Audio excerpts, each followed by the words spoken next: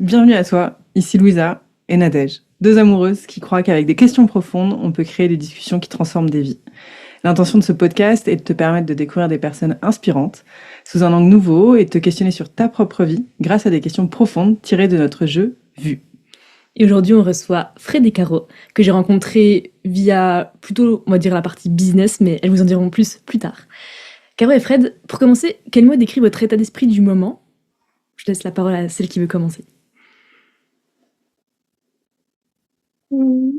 Moi, en ce moment, je dirais plutôt sérénité. Je suis dans une phase un peu chill en ce moment, où je me mets pas de gros enjeux de business, où j'essaye de me préserver en hiver, où en général je me crame. Donc, je suis plutôt dans une phase un peu comme ça, ouais, avec pas de grosses problématiques. Donc, ouais, je dirais sérénité en ce moment. Pas mal. Moi, je dirais autoportance, parce que c'est vraiment vers là que je vais. Ouais, me supporter moi-même. Trop stylé. C'est marrant parce que moi, ça me fait penser aux piscines autoportées, direct. Mais du coup, autoportance, je pense que j'ai jamais entendu quelqu'un utiliser ce mot. Ouais. Et toi, du coup, c'est quoi l'idée? Donc, ok, te supporter toi-même, mais genre, qu'est-ce qui a fait que t'es dans cette phase-là en ce moment? Ah ben, je pense que je suis dans cette phase-là parce que je vois que j'ai beaucoup compté sur les autres, en fait, pour être bien avec moi-même et que je me rends compte que être bien avec soi-même, c'est d'abord un rapport à soi-même. Donc, c'est justement arriver, c'est ça, à l'autoportance, à être capable de se soutenir, de trouver du soutien, en fait, en soi-même plutôt qu'aller systématiquement le chercher auprès des autres, je dirais. Et même si on présente pas beaucoup les gens, je veux bien que les gens puissent repérer qui est Caro, qui est Fred, parce que nous on le sait. Et c'est quoi votre lien en soi et qu'est-ce qui fait qu'on vous invite toutes les deux sans rentrer forcément dans le détail, mais juste pour qu'on identifie un petit peu votre lien. Moi, c'est Caro. Et moi, c'est Fred. Ça ferait presque une série. Et en Chouchou et fait, Loulou, mais leur email. il y a un petit côté chouchou et loulou. On s'est connus il y a presque 3 ans parce que moi, j'ai une formation pour former les femmes qui veulent devenir décoratrices d'intérieur. Et du coup, C'est ça. Fred, Moi, à ce moment-là, je cherchais une formation pour devenir décoratrice d'intérieur, après avoir travaillé vraiment dans un autre domaine avant, et après m'être arrêtée quand même un bout de temps pour m'occuper de mes enfants. Donc, c'est comme ça qu'on s'est retrouvés. Et puis moi, je sais que dans la vie, j'ai besoin en fait de proximité immédiate. Et ce qui a vraiment déclenché ça, c'est j'ai écouté très longtemps le podcast de Caro en me disant c'est super intéressant, jusqu'à ce que je me rende compte qu'elle était dans la même ville que moi. Et en fait, c'est vraiment ça qui a déclenché moi de dire je vais pouvoir avoir un lien direct en fait avec elle. C'était, je pense, que c'est très important pour moi d'être capable de voir les gens physiquement. et puis forcément, on a étiré un peu plus le lien. En toute logique, on n'est plus aujourd'hui formatrice et élève. Évidemment, on est devenus amis. Et puis maintenant, Fred, on bosse aussi ensemble. Attends, Fred a rejoint mon business, elle est maintenant coach aussi. On crée des formations, des accompagnements ensemble. C'est plein de choses à deux cerveaux et quatre mains. Trop bien. Merci pour la clarification. Et comme pour toute partie de vue, on va choisir ensemble si on parle de tout ou s'il y a des domaines où on va pas. Du coup, je lance le record et du coup, on joue en groupe parce que même si vous êtes des associés, disons que vous n'êtes pas des amoureuses, donc on va éviter les choses trop touchy. On accepte de parler de tout, c'est ça? C'est ce qu'on s'est dit en amont. Ouais. Évidemment, vous avez le droit de passer une question si c'est votre souhait. Et petit rappel qu'on précise aussi aux gens qui nous écoutent s'il y a des longs silences, parce que prenez votre temps pour réfléchir. Ce n'est pas un bug de montage, c'est juste que sûrement l'une d'entre nous est en train de réfléchir. Donc prenez absolument votre temps, sentez-vous libre de prendre le temps qui est nécessaire pour réfléchir. Eh bien, let's go. Première question. On démarre direct dans le vif du sujet. Qu'est-ce que tu apprends encore à accepter concernant ta sexualité? Ouais. Ah oui, vous êtes comme ça, vous. Ça s'appelle le hasard, ce n'est pas nous. On a créé un jeu, le filtre était là. On peut revenir en arrière et enlever le filtre à tout moment ou passer. Encore une fois, Ouais. si vous sentez que c'est pas la première question sur laquelle vous avez envie de plonger, et s'il y a rien qui vous vient. Non, qu'est-ce qu'on apprend encore à À accepter? accepter.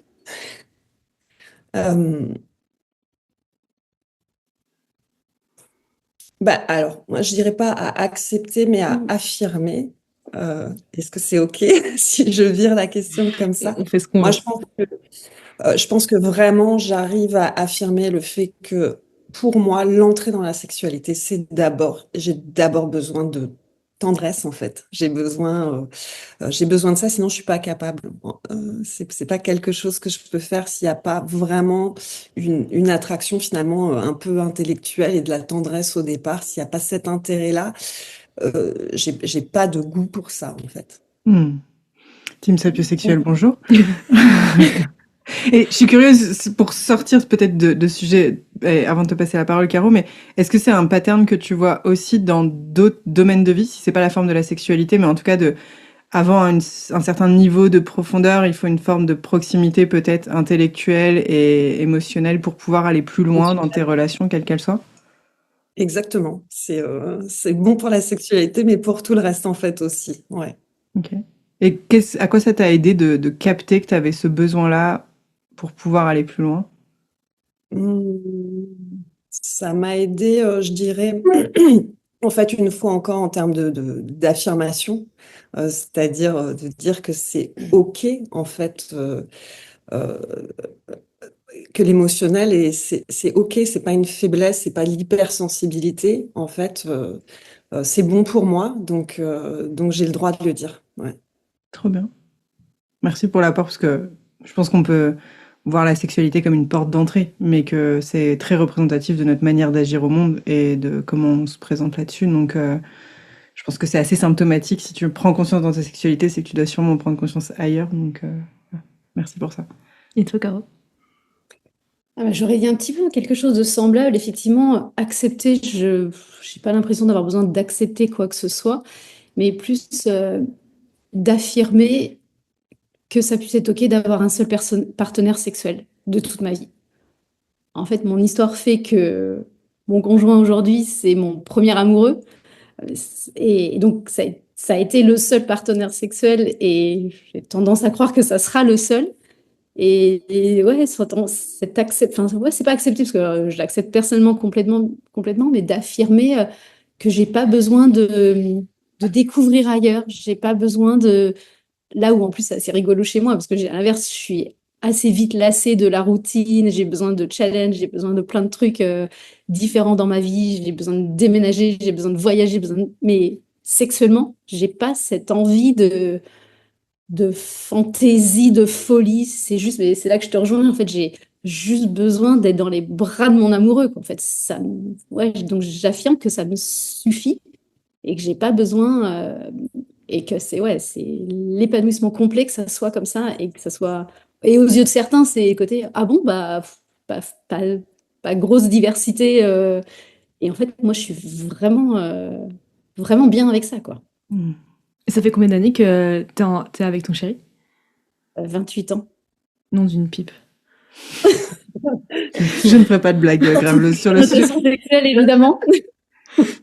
Bah, et puis je trouve que ça va aussi à contre-courant d'un espèce de monde dans lequel tu as un buffet de choix et il y a un côté presque rebelle, tu vois, à avoir une pensée, mais que tu la mettes dans une autre, si tu la mets dans une autre époque, elle est très normative. Si tu la mets dans notre époque aujourd'hui, elle est plus difficile à tenir en mode j'ai besoin de l'affirmer et que c'est quelque chose qui est plus difficile à affirmer, mais on voit aussi que ça te crée l'équilibre de, en fait, tu t'autorises à aller chercher la diversité, le besoin de renouvellement ailleurs parce que tu es à l'aise avec ta capacité à te dire bon non mais en fait là je serais routinière, centrée, monogame, exclusive, de manière voulue et choisie.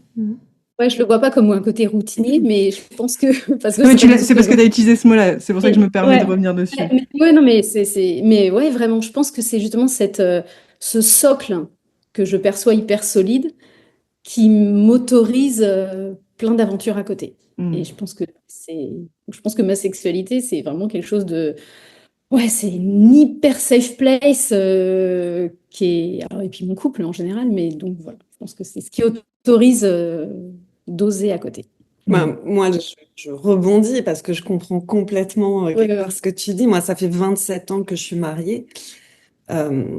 Alors, ça n'a pas été mon seul partenaire, effectivement. Il y en a eu d'autres avant, mais d'abord pas tant que ça.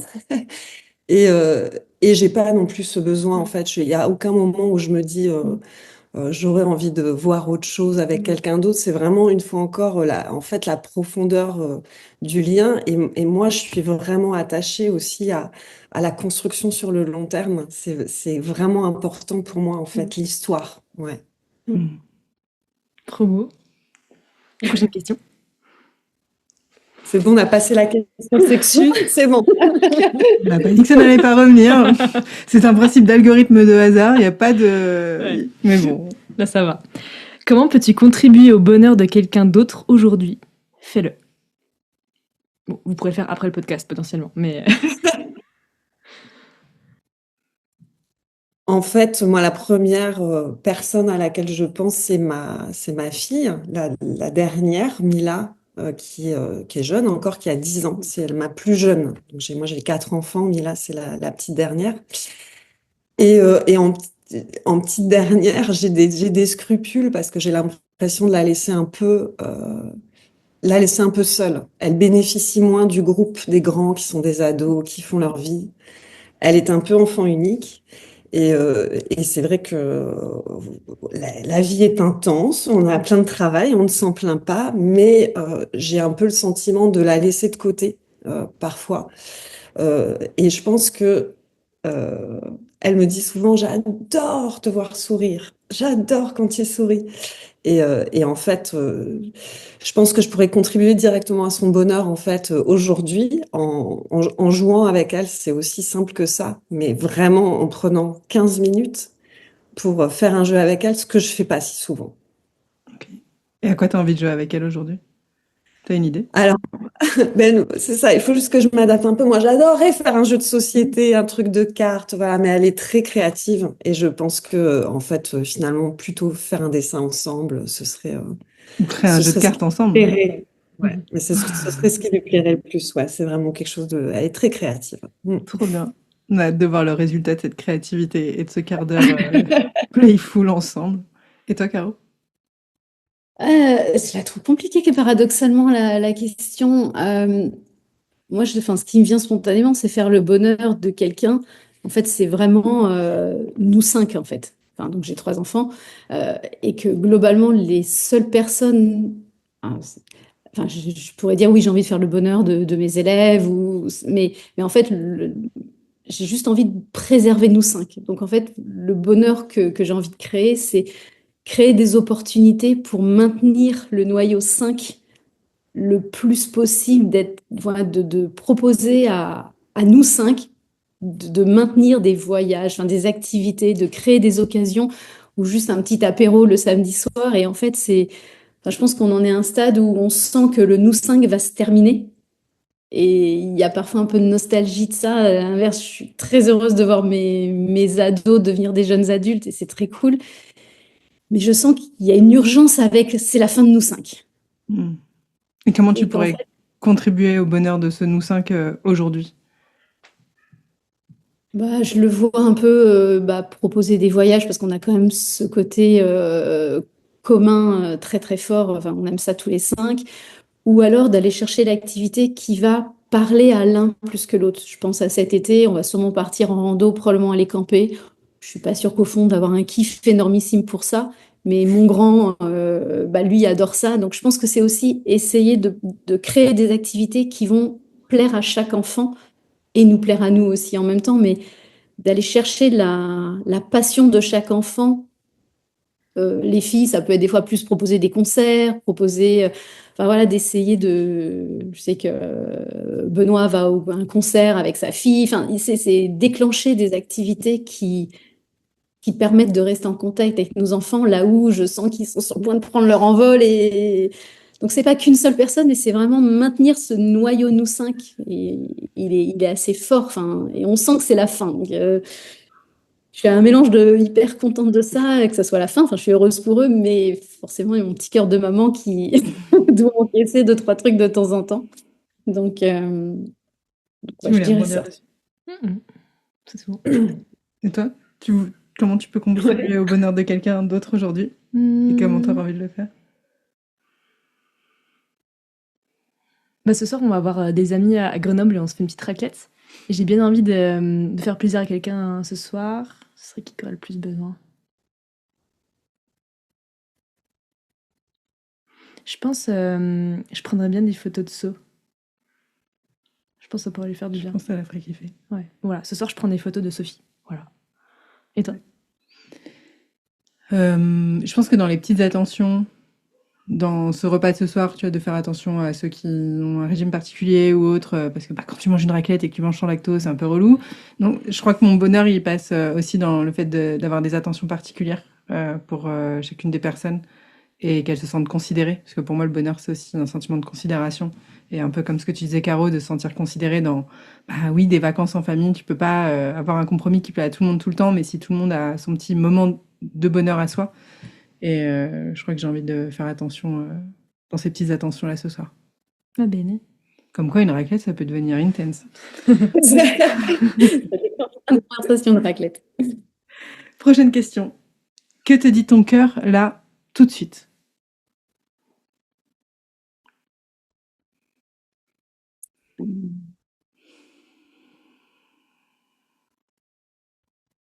Moi, mon cœur, là, enfin, de façon ouais, globale, il me dit ça va bien en ce moment. Enfin, c'est trop cool. Enfin, il y a un sentiment en ce moment de plutôt, je, ouais, je disais sérénité au début, mais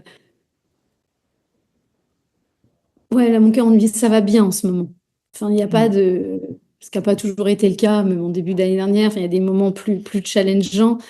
Ok, en ce moment, tu as réussi à trouver un équilibre qui est pas trop mal. Alors, aucun doute que ça va repartir en live à un moment, mais que ce soit professionnellement, je trouve qu'il y a un truc qui est familialement, il y a un truc ouais, qui est facile en ce moment. Donc, c'est plus ce côté, ok, c'est léger. Enfin, ouais, je me sens réconciliée avec des choses en ce moment. Enfin,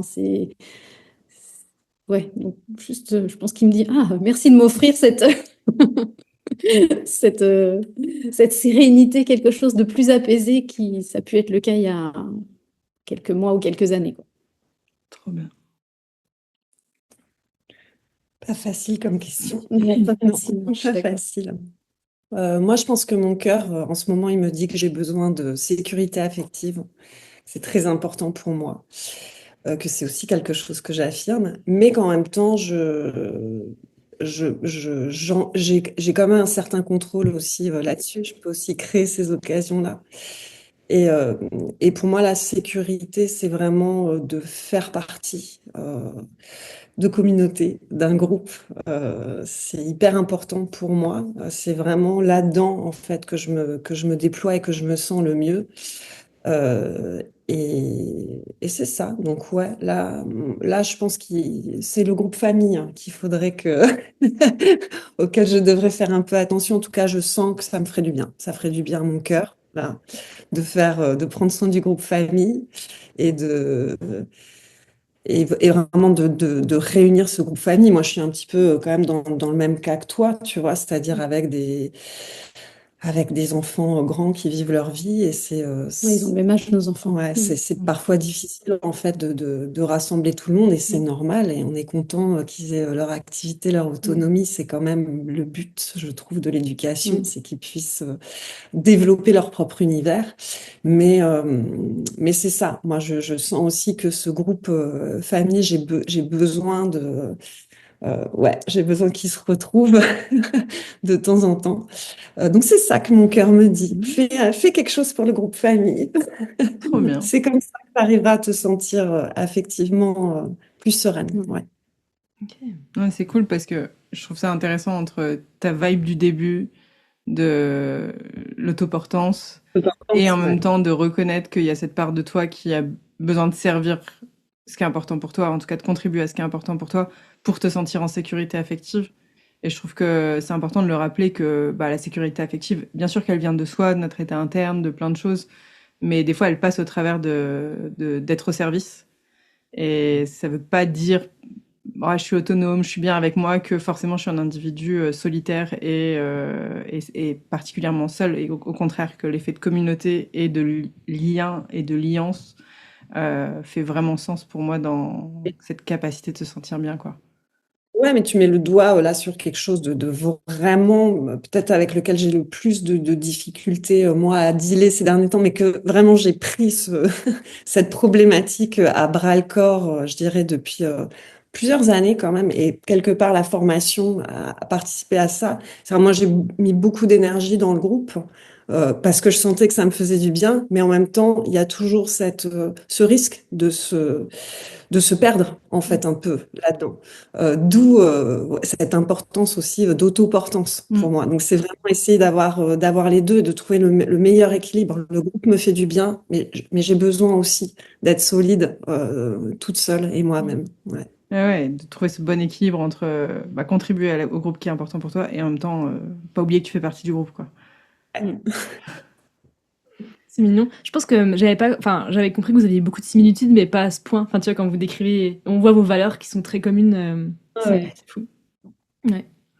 Très bien. Prochaine question. Résume-moi les 2 relations précédentes que tu as eues en moins d'1 minute. Ah bah ça va aller vite. 0 Je vais devoir secondes. passer la question, hein. Vous m'en voulez pas, je vais On devoir t'en veut passer la pas. question. On peut la passer, hein, de toute façon, c'est... Les deux relations précédentes. Alors attends, ça remonte quand même 28 ans. assez loin.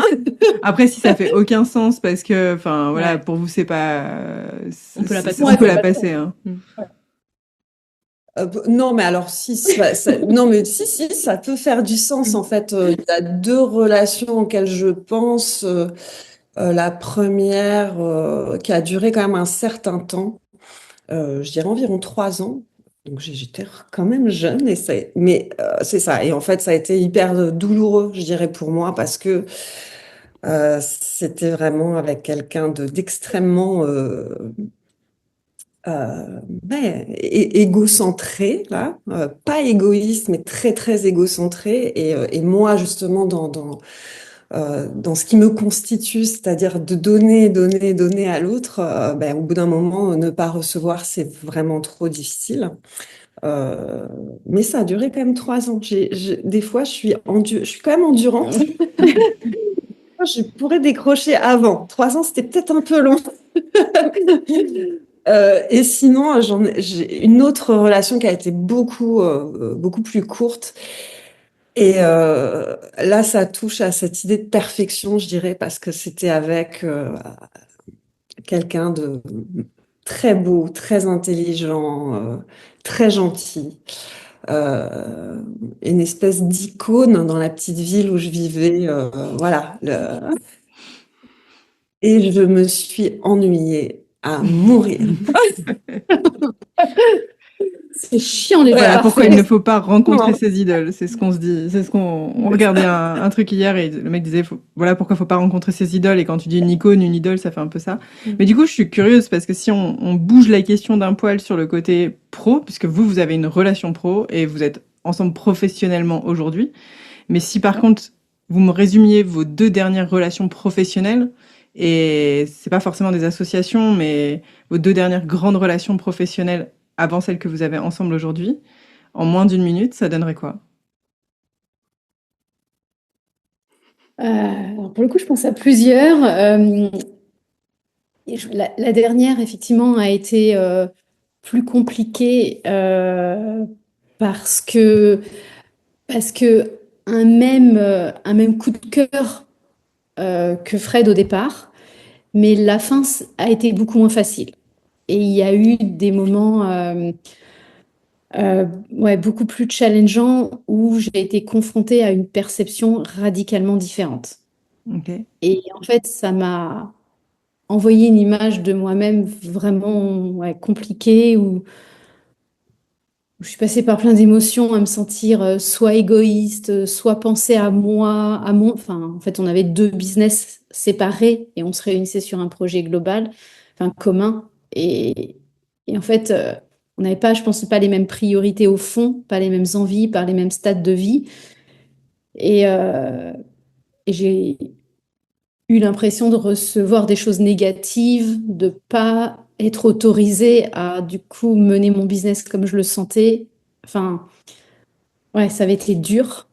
Euh, Et je coupe parce que, bon, le moins d'une... Désolée, je fais un gros aparté que le moins d'une minute, c'est mort, voilà, soyons clairs. C'est Mais ça, du coup, carrément. je suis curieuse parce qu'avec ton expérience de, ben, un rassemblement pro qui est pas forcément une association, mais un partnership, un partenariat où tu as cette réflexion-là, comment ça t'aide par la suite à choisir tes partenariats business? Et si on voit plus large, et je pense que ça parle aussi aux personnes qui vous suivent, mais le partenariat business, c'est aussi un rapport client, professionnel. C'est une forme de partenariat aussi, hein, choisir ses clients, choisir les partenaires avec qui on avance. C'est quoi, genre, les 2 à 3 meilleurs conseils que tu donnerais à quelqu'un qui cherche une relation business qui est fluide et tu trouves en tout cas équilibrée à tes yeux? Moi, ce qui me vient, c'est que, enfin, nous deux en tout cas, mais c'est, enfin, la préoccupation que j'ai aujourd'hui en permanence, et souvent on se le dit, mais c'est on a un projet commun, mais on a aussi 2 projets séparés. Et que j'essaie toujours de dire à Fred, n'oublie pas ton propre business, enfin, surtout si j'ai... En fait, je pense que cette expérience un peu négative me fait avoir en tête, il faut que je fasse attention à pas être accaparante, alors qu'en plus je suis très exaltée par ce qu'on fait, donc je sais que ça peut être un écueil. Donc vraiment, de faire attention enfin, être à l'écoute de mon envie à moi quand même. Enfin, je peux pas m'oublier dans la bagarre non plus, mais d'essayer d'être la plus à l'écoute aussi du besoin de l'autre, tout en nourrissant le projet commun. Enfin, je sais pas si je suis claire. Non, mais trop bien, et je pense que ça peut servir dans plein de situations. Enfin, on peut encore une fois, le réextraire et l'entendre dans le couple, de pas s'oublier pour la relation. On peut l'entendre de quelqu'un qui décide d'accompagner, peu importe la forme d'accompagnement, un projet, et de pas s'identifier au projet, de pas s'oublier ni oublier les besoins du partenaire ou du client en face. Et je pense que c'est un conseil de pas se fondre non plus et de se Vraiment solidariser avec soi-même, quoi. c'est vraiment le 1 plus 1, mais là ça fait 3. Enfin, mais comme dans Ouais, un couple en fait, ouais. c'est vraiment ça, et de laisser les 3 entités s'exprimer, quoi, en fait. Mais c'est pas simple. Enfin, je trouve pas ça simple, mais... En tout cas, c'est une attention à mettre. Mm. Merci, j'avais envie de rebondir là-dessus. Vous reprenez où vous voulez sur cette question. J'ai complètement foutu le bordel. T'inquiète. Et toi, Fred, du coup? Ben, moi, c'est sûr que je vais complètement compléter ce que tu viens de dire. Ça, moi, je vois globalement dans mes expériences professionnelles précédentes que, euh, comme on dit ici, I'm a trooper. C'est-à-dire, je vais avoir tendance, moi, à être vraiment une bonne élève, à vouloir, avoir besoin qu'on me dise c'est bien, à remplir tous les critères. Juste, voilà. Et à m'épuiser quand même assez facilement parce qu'à avoir beaucoup de difficultés du coup à mettre des limites. Et donc, je vois bien que j'ai besoin qu'on prenne soin de moi. J'ai besoin qu'on m'aide à prendre soin de moi. Et en fait, j'ai pas souvent eu ça dans mes jobs. C'était souvent des jobs salariés. Je trouve que c'est aussi compliqué ben, quand on est maman parce que à chaque fois on prend un congé quand même pour aller pondre et s'occuper un peu. Et puis on revient, puis il faut se battre pour refaire sa place. Moi, j'ai toujours l'impression qu'il faut que je reprouve que je suis capable, que je suis aimable, que je suis compétente. Donc, c'était très épuisant pour moi. Et donc, c'est là où je rejoins Caro. Je pense que ce qui fonctionne pour moi, c'est que j'ai quelqu'un en face qui est bienveillant et qui, oui, va pousser parce qu'elle est dans l'action. Et ça me fait du bien aussi d'être entraînée par quelqu'un qui est dans l'action, mais qui va à chaque fois euh, ramener de la souplesse et de la bienveillance et à chaque fois dire c'est important que tu prennes soin de toi, c'est important que tu prennes soin de ton business. Tu as le droit de me dire non. Si c'est trop, tu peux me le dire. Mais t'as du mal à me le dire. Ouais, mais ben, ça reste difficile parce que je veux quand même bien faire. Mais disons que moi, ça me fait un bien fou, en fait. Ça me libère complètement dans la relation de travail. De savoir que en face, j'ai quelqu'un qui me laisse cette opportunité. Alors, je la prends pas. Mais je sais que j'ai cette possibilité. Et, euh, et ça me fait beaucoup de bien, en fait. Trop bien. Petite anecdote à vous raconter, une relation professionnelle que j'ai essayé de faire, c'était avec mon mari. Il y a un moment, enfin, moi j'avais très envie qu'on bosse ensemble. Et en fait, quand on a déménagé en Islande, et en fait, quand j'ai relancé mon business, je lui ai dit, mais tu veux pas embarquer, etc. Donc, moi, j'étais convaincue que ça serait génial. Et donc, il a embarqué. Et en fait, ça a été complètement foireux. En fait, la conclusion, c'était que on est vachement meilleur avec chacun notre job, à se raconter à la fin de la journée, mais bosser ensemble, en fait, ça n'a pas été épanouissant du tout. En fait, j'acceptais pas qu'il donne un avis sur mon business.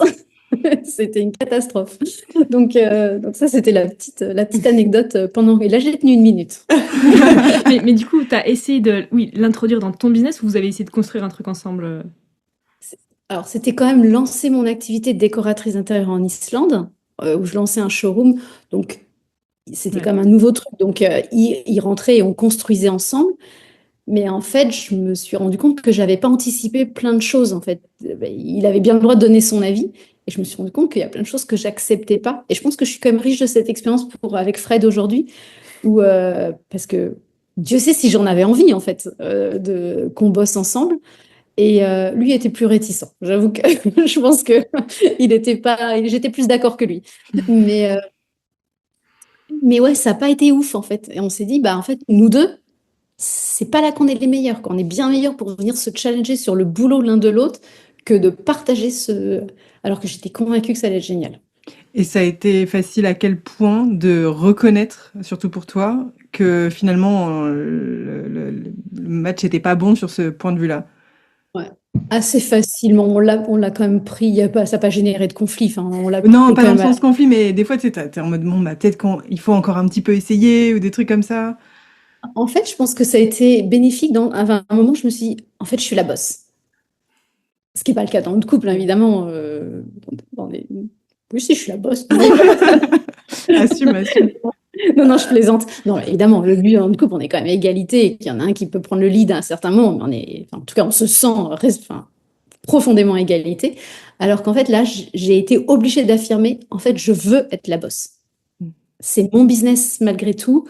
Donc, j'adore avoir ton avis, mais le dernier mot, c'est moi qui l'aurai. Alors que dans notre couple, ça se passe pas comme ça. C'est vrai de pouvoir avoir systématiquement le dernier mot, mais des fois, ils veulent l'avoir. C'est pénible. Euh, et en fait, ça m'a permis d'affirmer aussi mon statut d'entrepreneur, ouais, ouais, c'est moi la boss. Il y a la chanson du dernier album d'Orelsan. Si tu l'as pas écouté, tu pourras aller l'écouter. Non. Et écoute, je vais le voir en concert cet été. Donc, C'est vrai, chanceuse. Va. Bah, il y a une chanson sur sa chérie et c'est elle la boss. Elle s'appelle- C'est boss, la boss, je crois, le nom du titre. Enfin Ok. bon, je te l'enverrai. Trop je bien. vais écouter. Je sais plus ça qui c'est. C'est à toi. Très bien. Prochaine question. Raconte-moi une expérience qui t'a forgé que peu de personnes connaissent. Une expérience qui m'a forgé.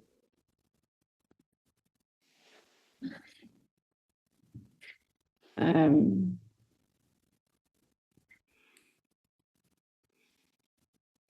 Que peu de personnes connaissent. C'est là où C'est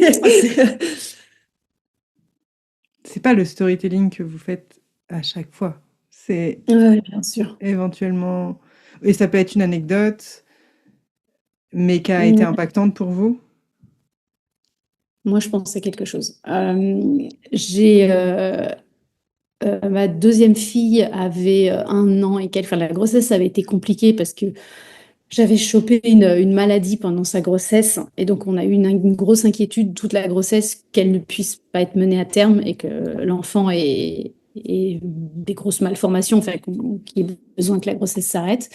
Et derrière, on a tenu, hein, évidemment. Et derrière, j'ai fait, je pense, une dépression postpartum, euh, etc. Donc, il y a eu ça et il y a eu aussi peu de temps après. Enfin, en fait, je mélange deux histoires là. Toi, j'avais deux choses en tête. Je raconte ça et en même temps, c'est pas ça que j'avais en tête initialement.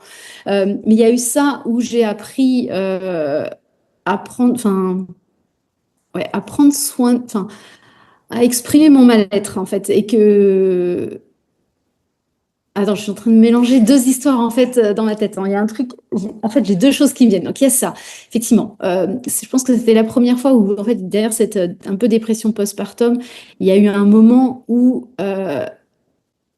je me suis rendu compte que je ne savais plus exprimer mes émotions et mon mal-être profond, et que du coup Benoît ne le comprenait pas, évidemment, comme je ne savais pas l'exprimer. Donc ça, je pense que ça nous a obligés à vraiment communiquer différemment.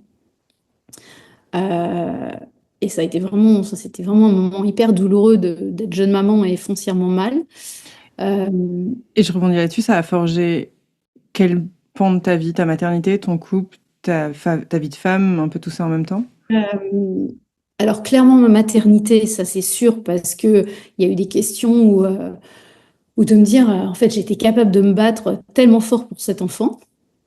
Je pense que ça a forgé mon couple, parce que je pense que c'était la première grosse crise qu'on a eue, de se dire, ah, putain, on se comprend pas.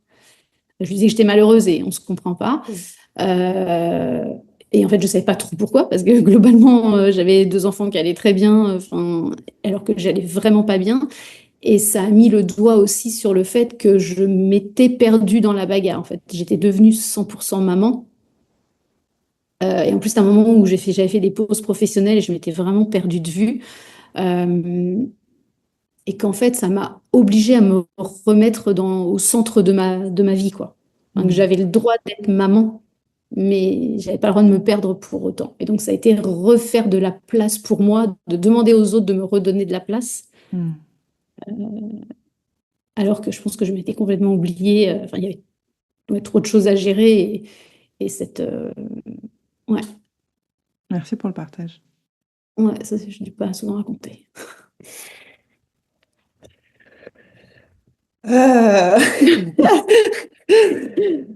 Euh, alors, moi, il y a peut-être deux choses qui me viennent en tête. Euh,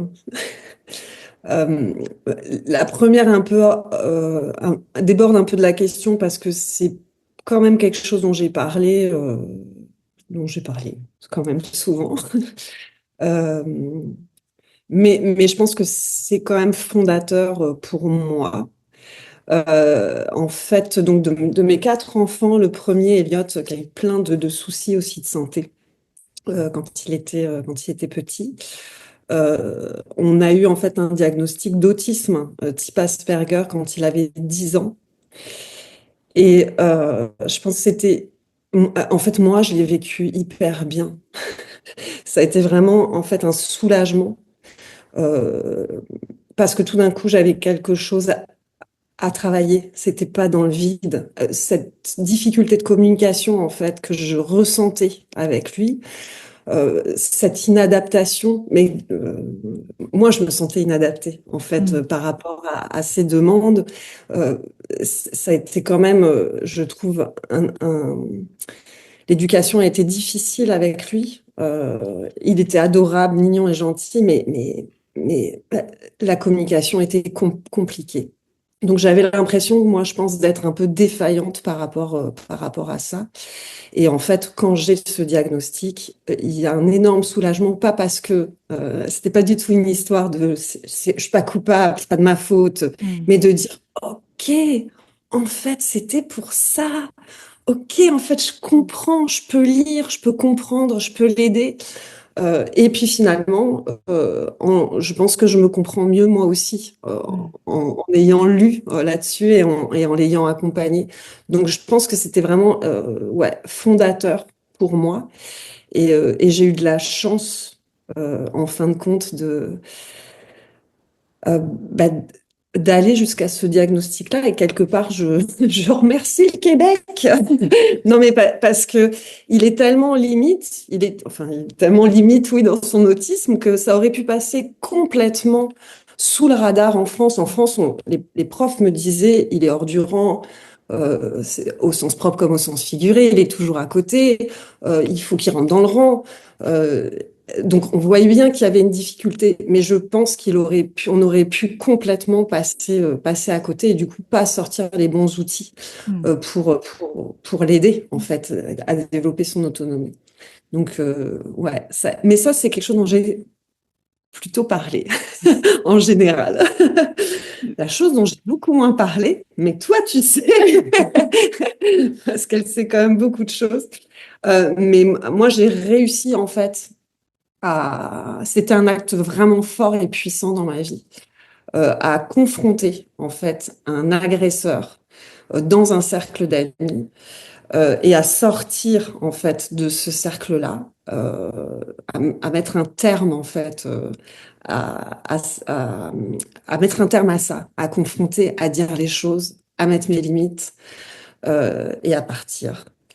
Et je pense que ça m'a beaucoup aidé en fait à me construire et en fait ça a continué longtemps. C'est-à-dire que j'ai toujours eu un doute quand même sur est-ce que c'était juste par rapport à moi? Est-ce que je faisais partie du problème? Est-ce que avec quand même cette conviction de dire non, cette personne est dangereuse.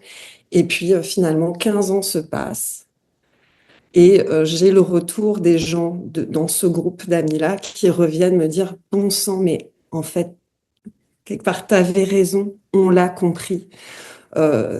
C'était une personne dangereuse. Et, et en fait, la seule chose que ça me fait dire, c'est je suis endurante. Je suis capable d'attendre et de rester sur mes convictions. Alors oui, ça me fait du bien qu'on me rejoigne, ça me fait du bien qu'on me dise t'as fait le bon choix à l'époque, t'as été forte de faire ça. C'était pas forcément facile à Courageuse faire, aussi. courageuse, voilà.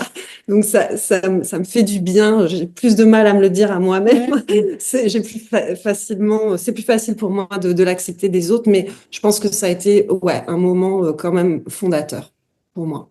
Je trouve ça super touchant parce que je sais pas si tu fais le lien, mais moi je fais le lien entre les deux moments que tu nous as partagés avec ton fils qui n'a pas le choix d'être hors du rang. En tout cas, et la première fois que tu as dit hors du rang, j'ai entendu endurant. Et comme après toi, tu as parlé de toi en mode endurante, du coup j'ai fait le lien seulement par ça, tu vois, en mode lui, il s'autorise à être hors du rang parce que c'est sa nature, c'est qui il est. Et en fait, on re-questionne du coup c'est quoi être dans le rang. Et il y a une forme d'autorisation. Et je sais pas du tout en termes de temporalité ce qui arrive dans quel ordre, mais je trouve ça touchant de voir que des fois c'est les enfants, nos enseignants, et que à sa façon d'être hors du rang, il autorise aussi parfois les adultes à se dire mais en fait qu'est-ce qui est le plus fort, c'est ma vérité et c'est comme ça que je suis et du Ouais. coup à quel point est-ce que je suis capable de la porter. Donc elles ont quand même deux beaux liens ces histoires. Merci. Je crois que c'est à toi. C'est à moi. Prochaine question. Si ton corps pouvait parler, que dirait-il sur ta vie?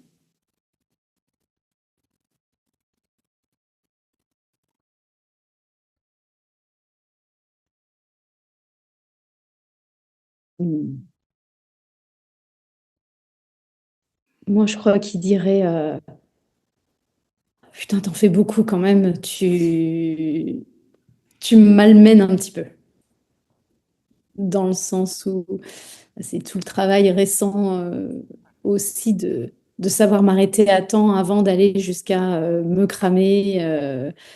Alors, j'ai jamais eu de problème de santé fort, mais je crois ouais, il me dirait sache t'arrêter à temps avant de. Et tout à l'heure, le deuxième événement auquel je pensais, c'était comme un mini burn-out où j'ai eu effectivement un ressenti de mon corps. Et là, c'était clairement une alerte de dire, en fait, t'es plus aligné. Enfin, soit t'en fais trop physiquement, enfin, en l'occurrence, il y avait les deux, soit t'en fais trop physiquement, soit tu travailles trop, soit t'es en train de te désaligner. Et je pense que ouais, mon corps, il essaierait de me dire, essaye de ne pas aller trop loin. Et de t'arrêter à temps, enfin de pas chercher enfin de pas aller au cramage quoi. S'il veut, il peut discuter avec ton cœur tout à l'heure, qui était plutôt content du calme. Ouais, Ils peuvent, ouais. tu les mets en dialogue, je pense que ça peut être sympa. Je pense qu'ils sont globalement dans le dialogue parce qu'effectivement le corps est plutôt content en ce moment aussi. Oh, merci de me faire passer un hiver sans arriver cramé à la fin de l'hiver. Ouais, non, là, je pense qu'effectivement ils ont pas mal papoté tous les deux, j'ai l'impression. Et toi, Fred? Qu'est-ce que dirait mon corps de ma vie? Je ne sais pas. Je sais pas, mais en tout cas,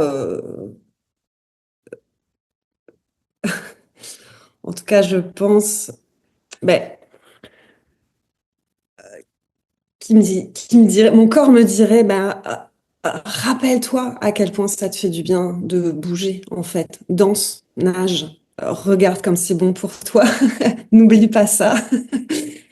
Euh, et c'est marrant parce que je pense, cette question me fait penser à ma grand-mère. Donc j'ai la chance d'avoir une grand-mère qui va fêter ses 102 ans bientôt et euh, qui voit son corps comme un temple sacré, effectivement, auquel il faut faire du bien. C'est son véhicule, on nous l'a donné. C'est sûr, il y a aussi une foi derrière, dans une religion, bon, peu importe. Mais il y a vraiment ce truc de dire, prends soin, on te l'a donné, et en fait, c'est à toi d'en prendre soin pour qu'il t'accompagne le plus longtemps possible. Et pourtant, c'est quelqu'un qui se permettait de boire un petit coup de temps en temps, ça. Mais je me dis oui, c'est important en fait en fait de le prendre comme un cadeau, finalement, ce corps-là.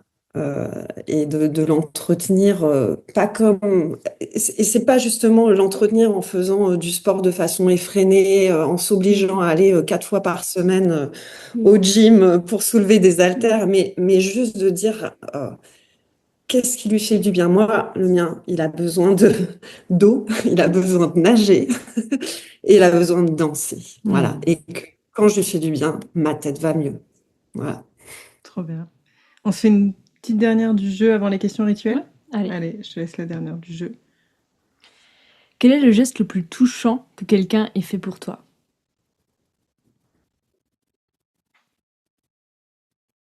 Attends, il faut que je réfléchisse là. Ou ça peut être le premier qui vous vient en tête. Hein. Oui. À tous ceux qui nous écoutent et qui vous connaissent, ce n'est pas une compétition, donc si vous n'avez pas été cité, non, mais en tout cas, c'est pas. Enfin, prenez ce qui vous vient intuitivement ou quelque chose qui vous a touché peut-être récemment.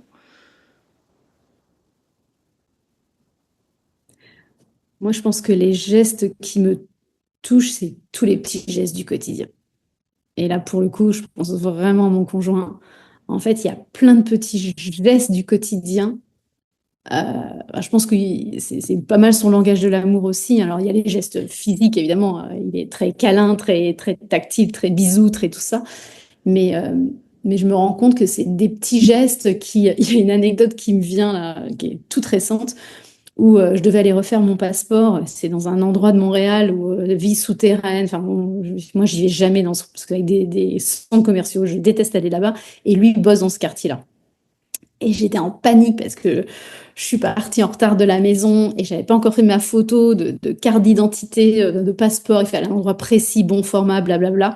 Et là, je lui dis, oh, je suis à la bourre, puis je sais pas où aller, je vais me perdre. Il me dit, je viens te chercher à la sortie du métro. Et en fait, il est sorti de son boulot, il était me chercher comme une petite fille, en fait, à la sortie du métro. Il me dit, je t'emmène directement, tu fais toi la photo, je te ramène directement au consulat. Et en fait, j'ai réussi à être à l'heure par je ne sais quelle opération du Saint-Esprit. Saint-Benoît. Si, si tu cherches, il s'appelle Saint-Benoît. Il s'appelle Benoît le Saint-Esprit en l'occurrence. Et en fait, c'est juste ces petites attentions où en fait, il me dit, ouais, sinon tu serais parti en live au niveau stress. Et en fait, il m'a juste offert c'est 3 fois rien en fait, en soi. Mais il m'a offert mon moment de sérénité, enfin, une sérénité où en plus, c'était passé un truc pas rigolo avant. Donc, j'avais géré un truc enfin, émotionnellement pas cool. Donc, en fait, il est venu m'amener ce moment de sérénité pour juste faire une photo d'identité. Mais je crois que c'est pile poil ce dont j'avais besoin à ce moment-là, ce qui a fait redescendre, on en a plaisanté. Enfin, ouais, ça m'a vraiment. Et je crois que c'est ça, c'est tous ces petits gestes qui comptent pour moi de me dire, OK, il y a quelqu'un qui sait. Parce qu'en fait, je lui ai pas dit que j'étais stressée officiellement, il n'y a pas eu les mots mis. Et en fait, à travers un message de WhatsApp, il a perçu que, parce qu'il me connaît, il me dit, ouais, avec ta petite phobie administrative, en fait, il est venu amener sa toute petite participation, mais qui n'était pas petite au fond. À ce moment-là, elle a changé ma journée, quoi. Et Je tu crois vas que t'en c'est rappeler ça. pendant 15 ans, à chaque fois que vous allez Et après, voyager, que tu ouvriras ton passeport, et que tu penseras à cette photo. et c'est exactement ça, surtout que mon passeport était déchiré, qu'il fallait absolument que je le rechange. Donc, il y avait une urgence en plus à ce que je ne loupe pas mon rendez-vous. Et ouais, c'est ces petites attentions du quotidien où ramener pile poil l'aliment qui me fait plaisir en ce moment. Enfin, moi, je crois que c'est ça mes plus grosses attentions. Enfin, ouais, enfin, moi, c'est important. Mm. Alors, moi j'en ai deux encore. Ok. J'arrive pas à choisir. J'ai du mal à faire des choix parfois. Euh, En fait, la dernière qui me vient en tête, c'est effectivement, je vais prendre un bain. Ce qui m'arrive assez rarement, je me lave, mais je prends des douches habituellement. Mais là, je prends un bain parce que j'ai besoin d'être réchauffée. J'ai besoin de ça, je sens que ça va me faire du bien. Et il n'y a plus assez d'eau chaude. Et effectivement, Michael voit bien que je suis dépitée de pour une fois avoir pris un bain, mais qu'en fait, il est gelé. Et donc, il est allé me faire chauffer une casserole d'eau chaude et une bouilloire pour me les ajouter, parce que j'allais dire non, bah tant pis, je sors. C'est un échec. Cette tentative de bain est un échec. Il m'a dit non, non, non, non. Et il est allé faire bouillir de l'eau. Voilà. Donc, effectivement, je rejoins là-dessus sur les petits gestes du quotidien qui sont hyper importants. Ouais. Là encore, je vais parler de ma grand-mère qui m'a dit un jour, tu sais, le plus important dans une relation de couple, c'est d'arriver à s'asseoir ensemble à la table de la cuisine et râper des carottes en parlant de rien. Voilà. Et je garde toujours ça en tête de dire, ben oui, quand tu es capable en fait de faire ça, c'est quand même pas mal. Euh, la deuxième anecdote, en fait, c'est je me suis cassé la cheville il y a quelques années en glissant sur du verglas. Ça arrive ici. Et les enfants étaient tous petits encore. Et c'est ça, c'était compliqué. On était dans une maison, j'avais des béquilles, il fallait porter des enfants. Enfin voilà, ça s'annonçait, les semaines qui arrivaient s'annonçaient vraiment compliquées. Et j'ai vraiment ma meilleure amie et son mari, donc vraiment nos meilleurs amis, qui m'appellent le lendemain et puis on échange. Et en fait, lui me dit, mais nous, c'est les vacances scolaires en France, on emmène les enfants, on prend des billets d'avion, on arrive demain et on va t'aider. Et donc, ils ont débarqué effectivement de France à Montréal. Et voilà, et juste, ils étaient là. Et Ouais. franchement, j'y pense encore souvent. Ouais. Trop chou. Euh, on on n'a pas pu vraiment vous décrire de manière fluide pendant les questions, donc j'aimerais bien que vous preniez un petit temps juste pour expliquer quand même aux gens qui nous écoutent, mais qu'est-ce que vous faites vraiment précisément et où est-ce qu'on peut vous retrouver si on a envie de vous parler de... Voilà. Commence. Je commence. Donc moi, je suis décoratrice d'intérieur à Montréal. Ma société s'appelle Motel de Ville parce que j'adore l'esthétique vintage des motels et que j'habite sur la rue Hôtel de Ville. C'est un jeu de mots que j'affirme et que je garde. C'est ça. Et j'ai travaillé longtemps en marketing et communication, toujours dans le domaine culturel. Moi, je pense que je suis nourrie vraiment par l'image, la culture, la musique. J'ai besoin de ça dans ma vie et la décoration remplissait complètement ce critère-là. Donc, ça fait 3 ans maintenant que je fais ça. Et puis, j'embarque justement côté business avec Caro parce que j'ai quand même ce background marketing et com et que j'aime bien aussi. Et surtout, parce que j'aime, vous aurez compris, la communauté. J'aime faire partie, regrouper les gens, voilà. Et c'est exactement ce qu'on propose euh, ensemble. Ouais. Et donc moi aujourd'hui, alors, j'ai été prof, j'ai été décoratrice d'intérieur et en fait il y a 5 ans maintenant j'ai mis les deux métiers en un. Donc j'ai créé des formations pour justement accompagner les femmes qui veulent devenir décoratrices d'intérieur. Et donc voilà, aujourd'hui c'est vraiment ça l'activité principale, enfin ouais, numéro un, même si j'ai encore quelques projets déco, mais c'est pas ça qui m'anime le plus. Donc c'est vraiment d'accompagner les femmes à s'épanouir et donc à travers le métier de décoratrice d'intérieur. Et aussi, là, on a lancé effectivement un an ensemble tout un accompagnement business pour les aider à oser, les aider à prendre confiance en elles, dans lequel tu interviens, Nadège, en partie. Donc voilà, donc c'est vraiment cette envie de mission aussi de que les femmes se sentent bien, s'autorisent des choses, sachent penser à elles, sachent être à l'écoute de leurs besoins, etc. Donc, Et puis ose se mettre en action. Il y a ouais, vraiment oser. ça chez Ouais, toi, ouais. je pense, qui fait du bien parce qu'il y a toute ton expérience de prof. Certes, à la fois, tu arrives à pousser les gens à se mettre en action, mais en même temps avec toujours beaucoup de vigilance sur leur bien-être. En fait, je trouve que c'est ça qui est puissant. Trop bien. Et est-ce Et le que nom de c'est des personnes... Pardon? Non, non, non, j'allais dire le nom d'entreprise, c'est Bonjour ma nouvelle vie. Donc en tapant Bonjour ma nouvelle vie, il y a les réseaux sociaux, il y a le site internet, il y a tout ça. Trop bien. De toute façon, on mettra les liens. Mais du coup, quelqu'un qui se dit, ah ouais, je me reconnais de ouf dans ce truc de j'ai envie d'oser, j'ai envie, enfin, mais que ça reste un peu en mode projet. Est-ce que c'est des gens qui doivent déjà avoir la compétence? Est-ce que c'est des gens qui se disent que ça pourrait être quelque chose qui leur plaît au niveau de la décoration intérieure? À qui ça s'adresse en fait? Si quelqu'un est intéressé ou en tout cas a matché avec votre énergie et a envie d'aller plus loin avec vous?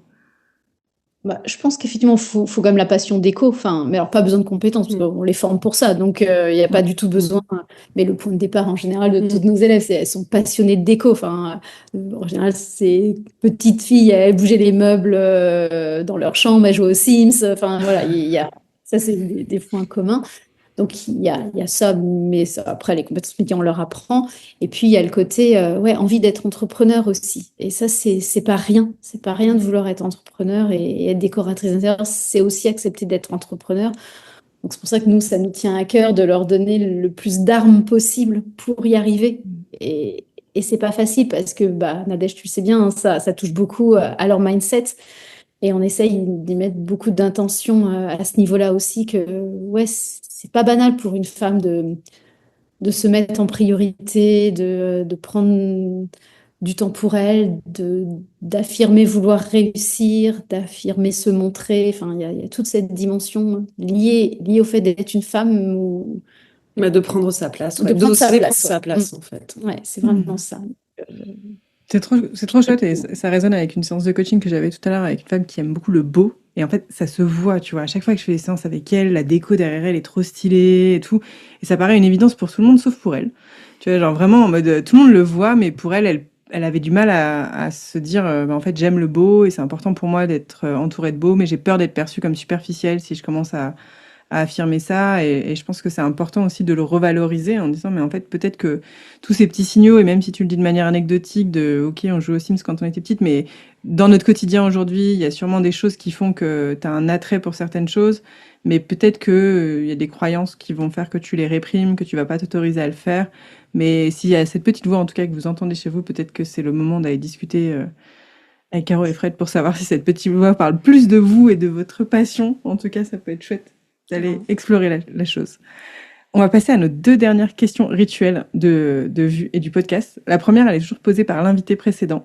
Et là, c'est Mathilde, qui est passée au micro de Vue juste avant vous, qui vous pose la question « Qui seriez-vous et que feriez-vous si vous n'aviez pas peur ?»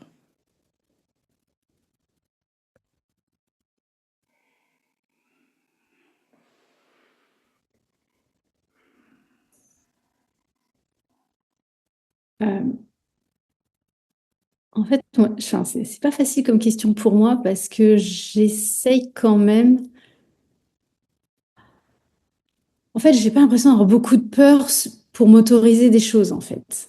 Il y a plein de choses que, enfin, ouais, je pense que ce que je. Ah, c'est brouillon ma réponse. Attends. Meilleur que moi, Ça peut être qui seriez-vous, c'est-à-dire est-ce que vous seriez quelqu'un d'autre ou en tout cas une partie supplémentaire ou est-ce qu'il y a des choses que vous feriez peut-être que vous autorisez pas et j'aime bien ce que tu amènes sur le côté en fait moi j'ai pas l'impression de m'empêcher de m'autoriser enfin de pas m'autoriser certaines choses mais Je sais ce que je m'empêche de faire en ce moment. C'est qu'en vas-y. fait, et c'est lié à ce que je disais, je m'empêche de faire exactement ce que je veux. Alors, notamment redéménager en Islande, parce qu'en fait, je veux maintenir le nous 5 le plus longtemps possible. Et que si j'avais pas peur de passer à côté de ces dernières années de nous 5, je pense que j'aurais déjà déménagé à nouveau. Et en fait, ça, ouais, c'est une vraie peur de passer à côté de mes enfants, des dernières années de mes enfants à la maison. Et donc, en fait, je préfère mettre sous le tapis mon envie profonde. Euh, parce que je la rattraperai plus tard, tant pis. Là, j'ai fait la paix avec ça, justement. Mais, euh, mais ça a été au prix de pas mal de douleur. Mais ouais. pas facile. Je sais. Parce que moi, j'en ai plein, hein, des peurs. Et quand même beaucoup de peur du jugement. Donc, je pense que je serais beaucoup plus euh, audacieuse, que je parlerai beaucoup plus de moi et que j'arriverai beaucoup mieux à me mettre en avant si j'avais pas en fait ces peurs-là. J'ai vraiment conscience que j'ai beaucoup progressé ces dernières années parce que je pense que typiquement le fait d'avoir décidé de faire cette formation, de devenir décoratrice d'intérieur, ouais, de pas lâcher en fait. Euh, ça a permis déjà de débloquer beaucoup de choses, mais je pense que je pourrais aller beaucoup plus loin encore. Trop Ok, bien. trop bien. Euh, et pendant toute notre discussion aujourd'hui, quand est-ce que vous vous êtes sentis les plus vus et pourquoi?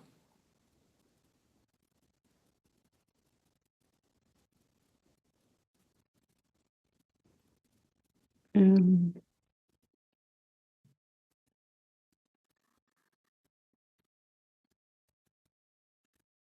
Euh, hmm.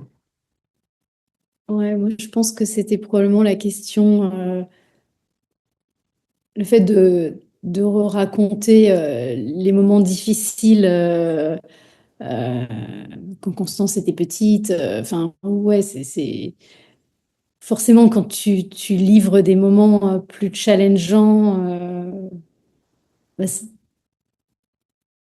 tu te montres un peu plus avec fébrilité, enfin, et donc, donc probablement plus vu à ce moment-là, aussi dans les parts plus, plus compliqués, quoi. Enfin, les moments qui ont été ouais, plus compliqués à gérer, où il y a eu plus de doutes, plus de larmes, plus de moments ouais, pas faciles, quoi. Merci. Euh, En fait, là, j'ai envie de dire là où je me suis le plus vue moi-même. Euh, et c'est vraiment sur, ouais, j'ai besoin de sécurité affective, en fait. C'est OK, c'est normal, on en a tous besoin, mais surtout, OK, en fait, je peux créer ces moments-là aussi. Et ça, c'est peut-être moins évident pour moi. Mm. C'est comme si j'attendais ça de l'extérieur, alors que non, en fait, je peux être aussi l'artisan de ça. Mm. Trop bien. Et là, on vous laisse enfin l'opportunité de retourner un peu la tendance. Quelle question est-ce que vous aimeriez poser à la prochaine personne qui passera au micro du? Soit une question que vous avez tendance peut-être à vous poser souvent, parce qu'on aime bien poser une question, mais sinon ça peut être deux questions, hein, ça peut être une question chacune. On est contente de recevoir. De toute façon, je crois que notre prochain podcast est un duo aussi, donc vous pouvez y aller avec deux questions s'il faut.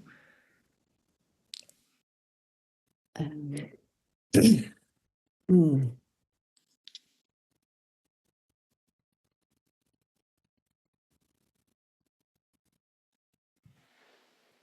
Ouais, c'est un petit peu proche de ce qu'on vient d'avoir, nous, comme question, probablement, mais moi, ça serait quelque chose de qu'est-ce qui t'empêche d'aller jusqu'au bout de ton projet de cœur? Enfin, ce sont probablement des choses ce que je dis à mes élèves, c'est, enfin, ouais, qu'est-ce qui t'empêche d'oser, quoi? Qu'est-ce qui t'empêche d'y aller? Trop bien. Qu'est-ce qui t'empêche d'oser? Qu'est-ce qui t'empêche d'y aller? Mhm. Et moi, je dirais, est-ce qu'il y a un choix Ouh, mais On va fêter ça. Apparemment, c'est une question incroyablement c'est pas festive. loin à fond. euh, est-ce que tu as un regret en fait dans ta vie et comment tu as réussi à composer avec pour la suite? Trop stylé. Très très bien. Ok. Et là, si les personnes qui nous écoutent pouvaient repartir avec quelque chose qui vous a touché récemment et profondément, une idée, un mantra, une leçon, peu importe, qu'est-ce que vous aimeriez leur dire?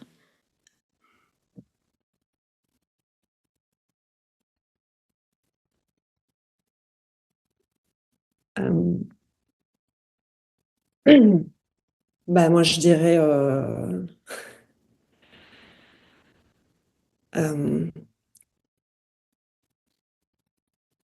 de l'importance de l'endurance, en fait. Laisse passer, garde tes convictions et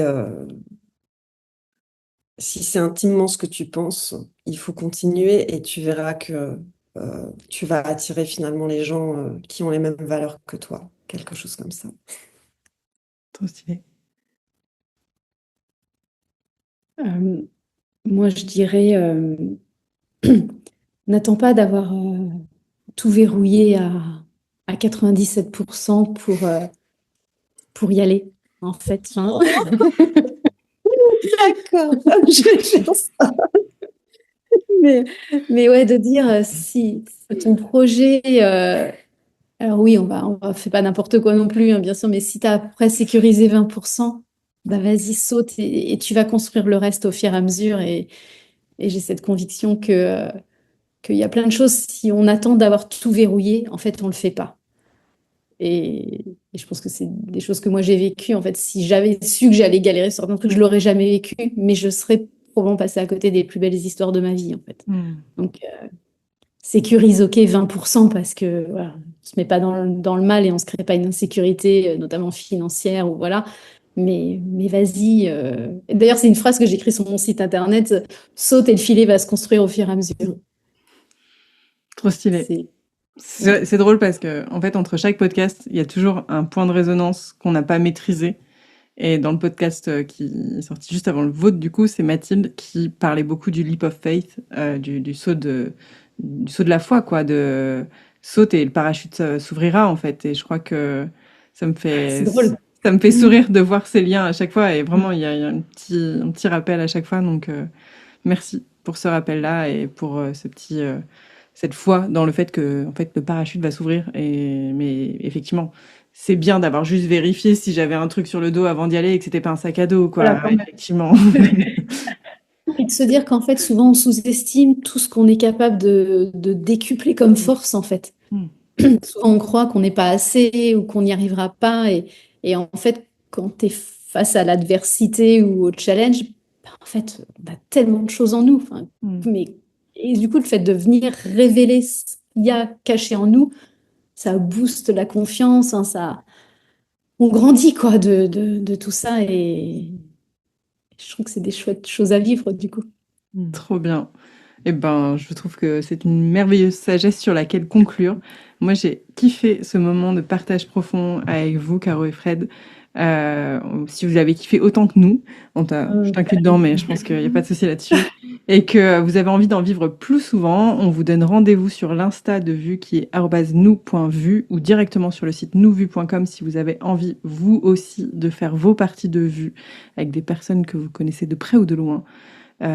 Merci Caro et Fred, c'était un plaisir Merci à vous. Merci à vous deux. et à très vite. Des bisous.